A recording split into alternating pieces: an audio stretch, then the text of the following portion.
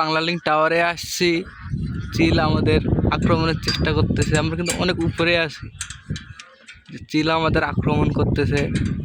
এখানে ওদের বাসা, ওরা এখানে এসে আড্ডা দেয়। আমরা ওদের আস্তানায় আসে ওদেরকে ডিস্টার্ব করতেছি, যার কারণে আমাদের খুব ক্ষুব্ধ।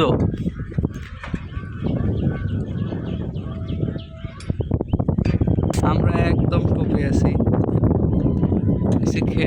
ক্ষেতের মাঠের মধ্যে একটা টাওয়ার।